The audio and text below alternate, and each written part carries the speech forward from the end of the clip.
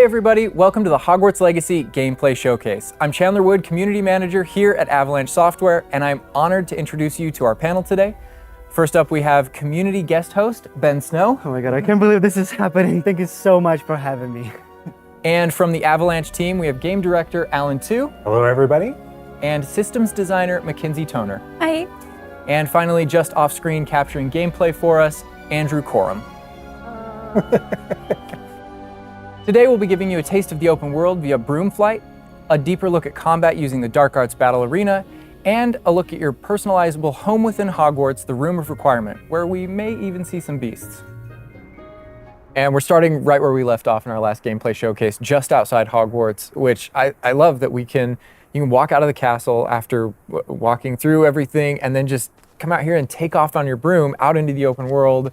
And Alan, I know that's something that you particularly like about Hogwarts Legacy too. Yeah, I'm a big fan of just being able to hop on the broom and go anywhere. There's something about kind of like the sensation of everything being open to you, and just I love the proximity that I can get to things. I love flying close to the ground, and I kind of wanted to talk about it just because I feel like the brooms are fun for me, not just because of all those feelings of exhilaration, but because they're not just I have a broom and it's done. I actually kind of like some of the mechanics in it. So you see in the lower right there's a meter there, and occasionally as Andrew's kind of flying up or flying down, you might notice it draining or not. And this isn't the present day where all the broom technology is well known and advanced and everything that we know and love. This is an earlier time where they're still trying to figure out, we're not at the 3000 yet, we're at the 11. So. Oh my goodness, I'm just so speechless right now because this is just so beautiful. The world just looks so, by the way, the broom, is that like the only one, or can you like upgrade that broom to go faster? Yeah, so we have a shop in Hogsmeade, actually a broom shop. And so that sells a variety of different brooms. And it was important to us that the player could customize themselves based on their own aesthetic. So they're purely cosmetic, but if you talk to the shopkeep and help him out, he'll actually sell upgrades.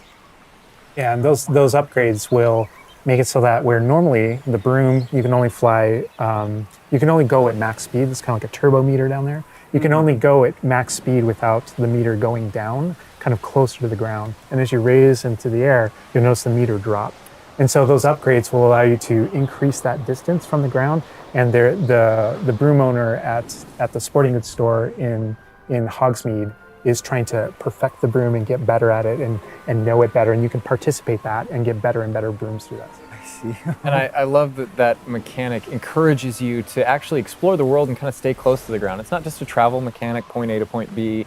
You're not just flying high over everything, although it is beautiful, something I really love doing, but as well, there's lots to explore on the ground, and so kind of keeping you down at the ground level. And to me, it feels like it's got this kind of surfing vibe over the. Oh my god! Like I'm just like I want to snatch the controller from Andrew right now because I want to go to the mountaintop, I'm going to that forest and to that hamlet, or I don't know if that's how it's called. I think that's what it is. No, it's awesome. We're actually gonna land here, and I feel like that you call it a hamlet is just perfect, just because that's what we refer to it as, and so. We all know from lore that Hogsmeade is the only all-wizarding village within Britain, but we wanted other opportunities to kind of meet other characters out here and to kind of populate the landscape, so it's not just kind of, barren as you leave out this direction and that direction. And so we just imagine these different dwellings, these different smaller locations that wizards might live in out in the Scottish Highlands. And so it's those. And so we refer to those as hamlets, and they're opportunities to learn those wizard stories, how those different locations have kind of like learned to live, what their relationships are with characters at Hogsmeade and Hogwarts.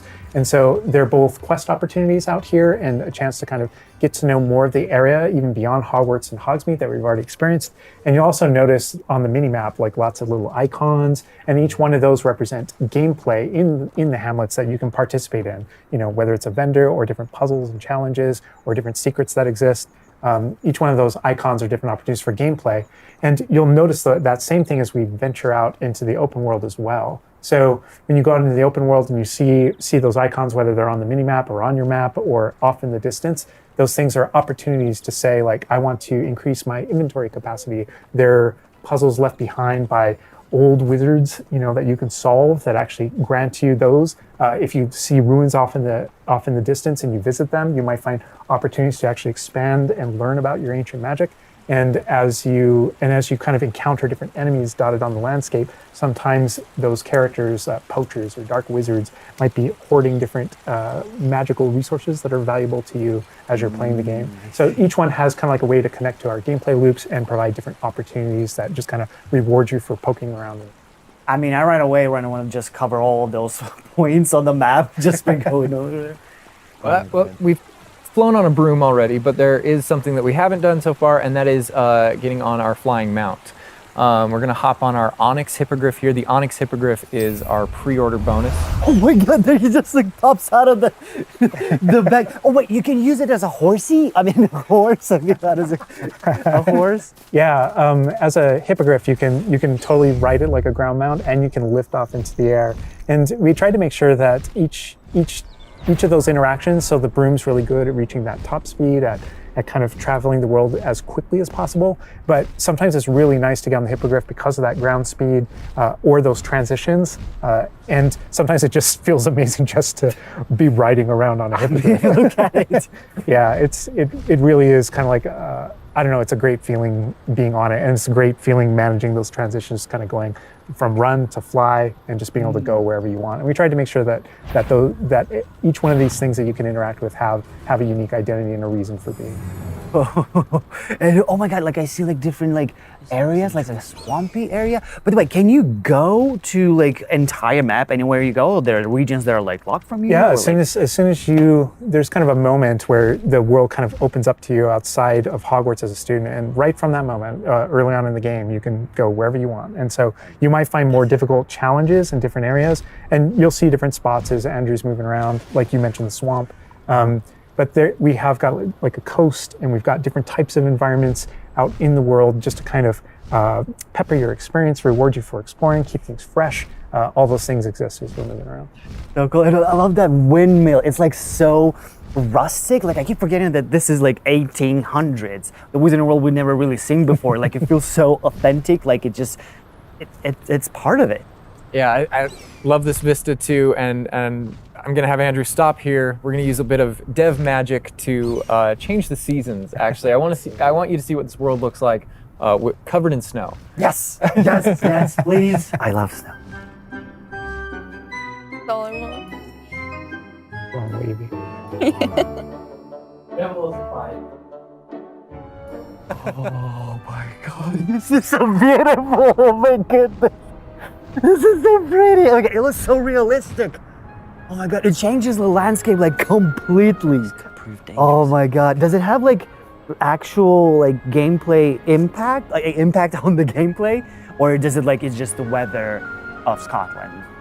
Yeah, we really use it as a narrative marker through the game. So as you're progressing through your main storyline, it was important for us to kind of like have those moments that kind of felt like when you're reading the books or watching the movies where, you'll see kind of like the title card, winter, and now the landscape has changed and you're really feeling that passage of time while you're a student, going through your year at Hogwarts. And I think we wanted to duplicate that. And for me, it's really fun that it's not just on the outside, which I agree, I think it looks really beautiful, but within the school as well. So there are moments like when it reaches certain holidays or things like that, where Hogsmeade reacts to holidays and the school reacts to holidays, and you see the decorations around those environments change. That really helped just kind of make me feel like I'm there. Right. Yeah. And it's not just for the seasons, those kind of vibe things. Like we have a day-night cycle, and that day-night cycle, even though similarly, like it's largely about vibe, when you go into Hogsmeade in the evening, there's less characters there. Around the school, you'll notice it kind of dies down and quiets down just when there's just candlelight and students kind of like as you're walking through the halls. But in that day-night cycle is where we've kind of placed a few items where, whether or not you can collect them or whether or not you can interact with them that are a little bit restricted by the day-night cycle. And I love Andrew's flying up here, really high up on the hippogriff. And we're just looking at this view of Hogwarts in the distance. It's just absolutely beautiful. It's part of what I love most about flying around in this game, whether it's on a hippogriff or on the broom. No, I mean, you talk about going anywhere and things that you can see in the distance, and that's one of I still can't get over, like, no matter, I played this so much, but I still can't get over the fact that I can see Hogwarts out there, and there's just something beautiful about knowing that all of the things inside of it, the classrooms, the students, the professors, all the places I can go, I can just fly my hippogriff, land in the courtyard, enter the front doors, and just walk, to the library, to class, or to greenhouse, or to my common room, that it's all contiguous and just kind of like one space is still exciting to me after all this I mean, time. I'm just I'm speechless right now. It's just absolutely beautiful. It's just, oh my God. As much as we want to spend a lot more time out here just flying around, experiencing the world, I think this is a great opportunity to switch over to combat. And last time we gave you kind of an intro to combat. This time we're going to really go a lot more of a deep dive on using the Dark Arts Battle Arena, which is part of our deluxe edition. All right, Andrew's got us in the Forbidden Forest, which is where the Dark Arts Battle Arena is. Which is part of the Deluxe and Digital Deluxe Edition. I love the way that the Dark Arts Battle Arena is actually part of the world. It's integrated into the world, so your experience is more immersive than just choosing an option from the main menu of the game or something like that. Reason to go to the Forbidden Forest. Exactly. There are many reasons to go to the Forbidden Forest, but he's also wearing the Dark Arts cosmetic set, and here he's pulling out the Thestral, which is part of that Dark Arts pack from the Deluxe and Digital Deluxe Edition. So we're going full Dark Arts here. That's good. That's what I'm doing. But I like this this battle arena. It is a great place to show off really combat in a big way, because it unlocks some interesting abilities for you and allows you to really play around with combat in a deep way. And is this like the only arena like this in the game where you can like practice? And So in the base game we have 2 combat arenas normally, and so everyone has access to those. And each of the combat arenas are an opportunity to kind of just go through a difficult combat challenge, fight through multiple waves in order to earn a different cosmetic for your character and add that to your collection. In the case of that's no different than the Dark Arts Battle Arena. That's also true, the combat arena.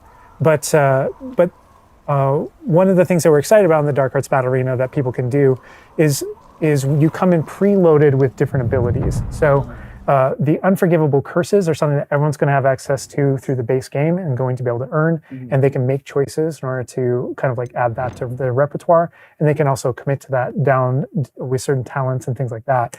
When you play the Dark Arts Combat Arena, you actually have access to all those things as kind of like a way to test them all. And so it's a chance to kind of like tour and play with the Dark Arts and decide whether or not that is a path that you kind of want to go down. But yeah, everyone has the same ability to explore the Dark Arts. This is just kind of like a way of previewing. And again, a great place for us to show off combat in general. So I think we're gonna jump in here. Andrew's gonna start battling, and we can start talking about everything you're seeing on the screen. All right. Oh, they just about the cadavers right away. Oh my God. We're starting off strong. Oh my God. Was that Kujio? Oh my God. That's so cool. Yeah, so that you'll notice right away, like when we used Avada Kedavra, that guy's health bar went from instant to 0, and we really are trying to honor the way Avada Kedavra works in the game, even in some pretty extreme situations. You'll notice that like the meter takes up a lot longer to a little kind cooldown. of build up as a way to kind of deal with its extreme power, just so that it's still fun to use. And then there's some ways that we'll probably talk about to adjust that. But I don't know. I don't know if there are things on the screen that you just have questions about. Well, like I see like little blue things popping from the enemies. Also, before like that sign, well, it's like, so in the community we call it the ancient magic sign. I don't know if that's how it's called. In the game. So the community is astute. So on the development side and in player facing in the game, we reference that as your ancient magic meter. Oh, so it is ancient magic. That is, yeah. So as your abilities in the game keep growing and you become exposed to some of the secrets about your own kind of mystery and your own abilities, you start unlocking new powers. So one of those powers, you'll see the R1 button appearing throughout the game. That's an ancient magic throw, we call it, that allows you to kind of like draw an object to you and fling it at an enemy. Okay. But whenever you see the R1 or the L1 plus R1 appear over somebody's head, that's an ability to cast a very devastating and powerful ancient magic spell to do a ton of damage against the character. I see. And the way that manifests itself depends on the type of enemy that you're fighting. And you'll see a wide variety of enemies in here that are pressuring the player in different ways. You'll notice there's abilities that kind of bubble up under the player as he's fighting that force him to move. And there's different ways that we want the player to kind of move around on the battlefield. And that's actually a good link to the ancient magic meter in general. And the reason why I say that is because as you're doing different things in combat, you're Protegoing and you're doing different abilities and you can kind of spec into it with your talents, there are different ways to get that meter to build faster and faster. But one of the most effective base ways to build up that meter fast, that way you can launch these devastating attacks whenever you want to, is to actually perform combos. So you see that combo appearing, and it's almost like your emotions are building up, and then basically that builds up enough that you can attack someone.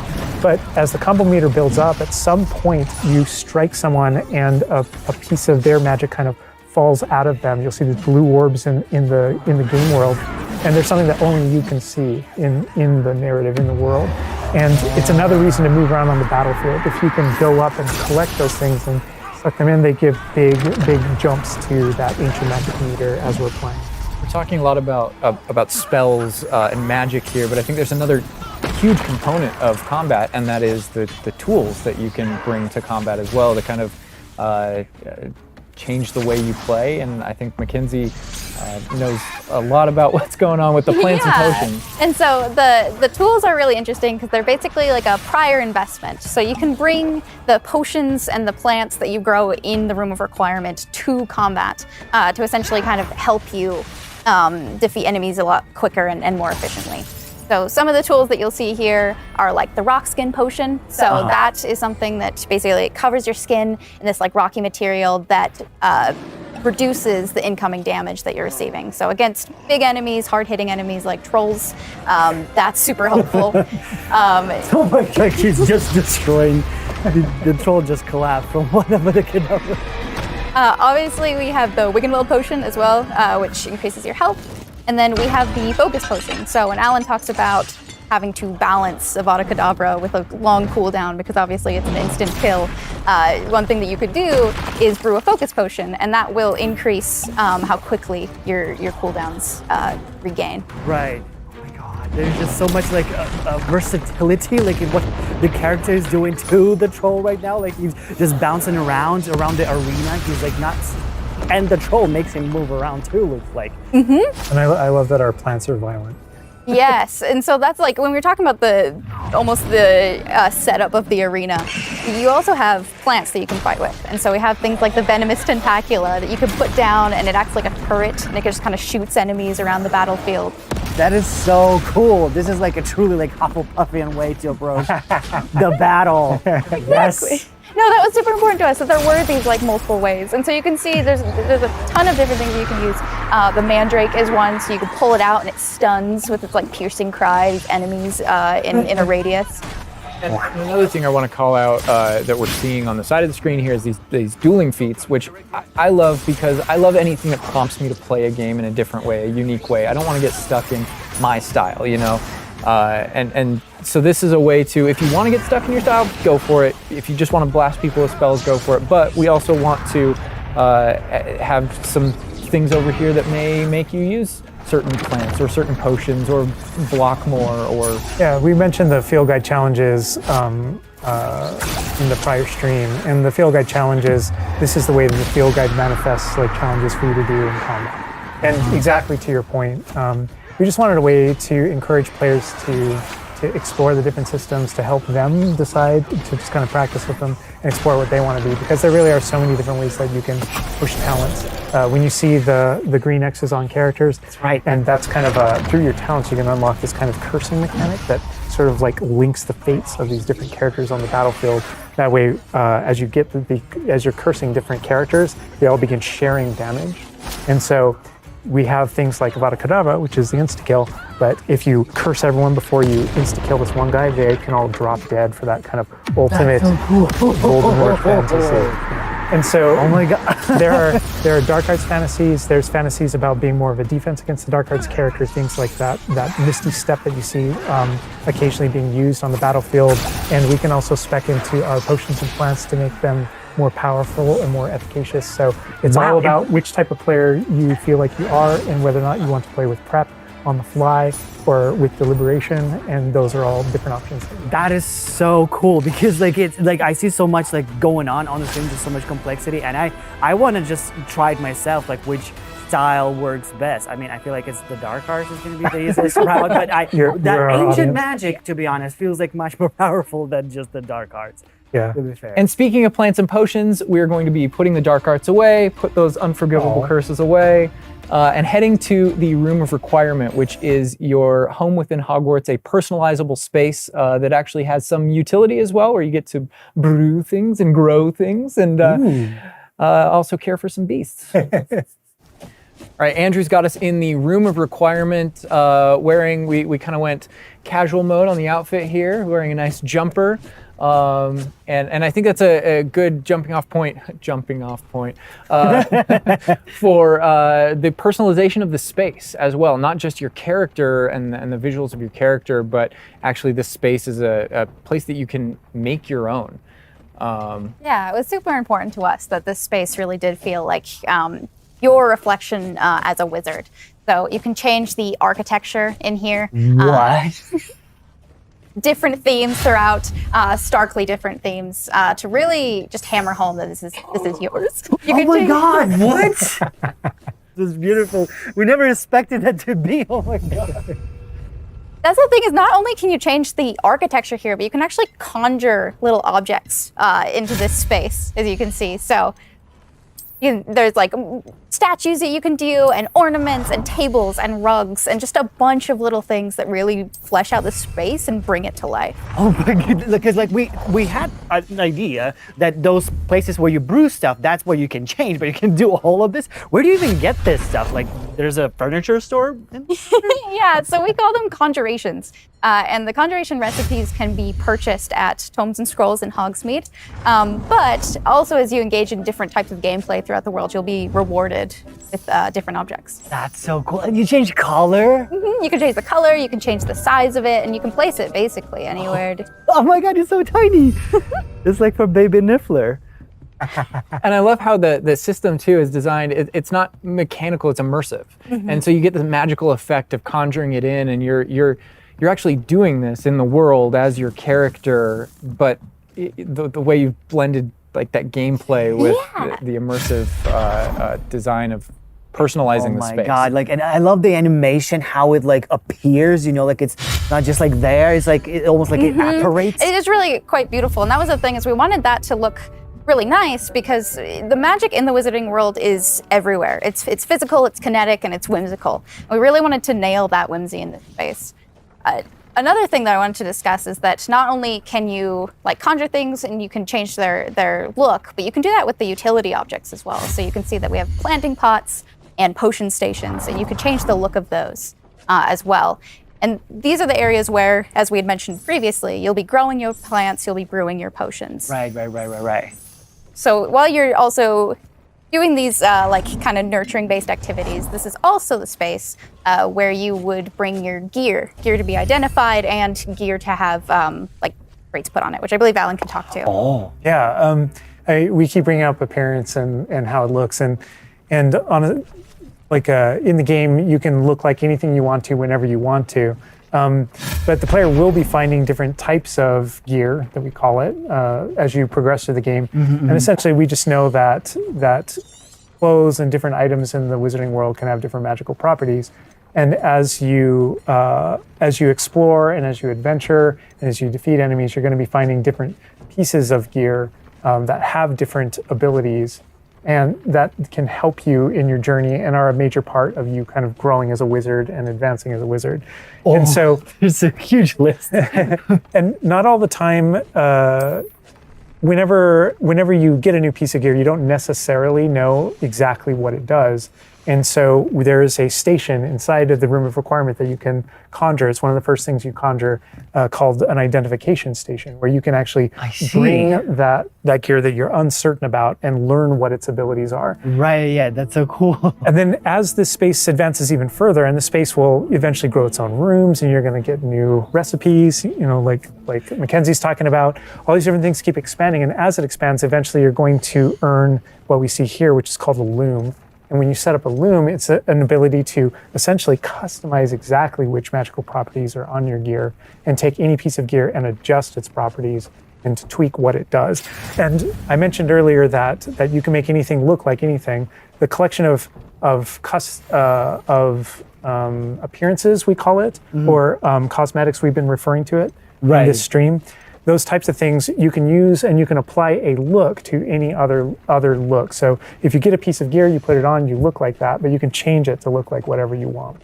That's so cool. And like you can just put some ability to this sweater, but then you can just swap that ability. Yep, and appearances you can edit whenever you want in the gear screen. The loom is specifically about applying traits and applying larger upgrades that just kind of grant you greater statistical advantage or give you really specific abilities that blend in nicely with where you're trying to go with your combat fantasy or talents and things like that. Interesting. I'm just seeing that they're just like pumpkin fur, mooncalf fur. Where does that come from? Yeah, and so you'll notice that the ingredients that are used to add traits and to upgrade your gear are based around beasts. So this is where we get into the beast care section, which is inside this vivario. Kind of bigger space on the inside idea. And so you can see here we have a couple of beasts out. We have a graphorn and a mooncalf and a niffler and a neasel as well. So quite a variety.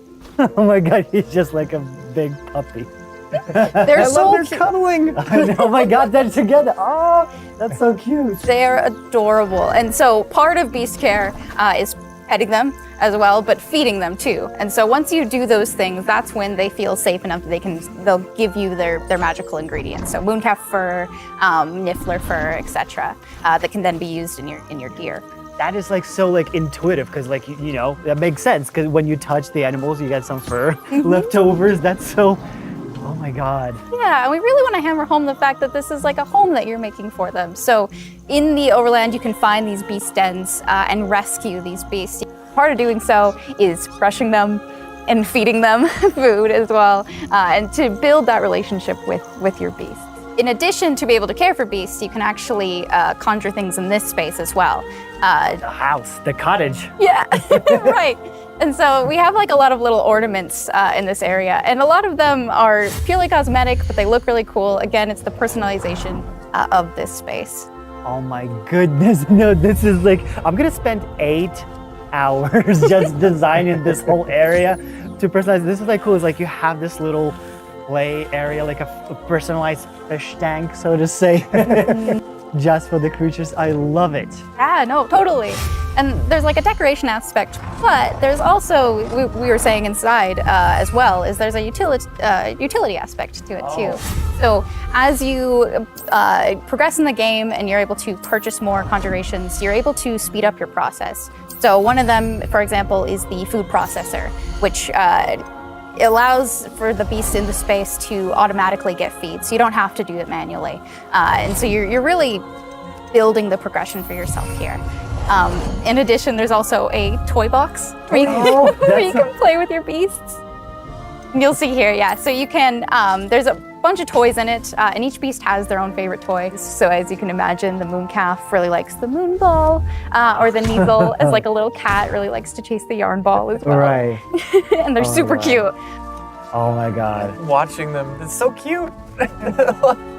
And the big thing we really wanted to hammer home is that the world is a dangerous place. And so by going and rescuing these beasts and bringing them back here and caring for them, you're really helping them out. There's poachers in the overland who hunt these beasts for their material. So instead, you're caring for them. You're giving them a home. Right. Oh my God, this Raphorn is just gigantic. But he looks like my dog. He looks like my dog right now for sure.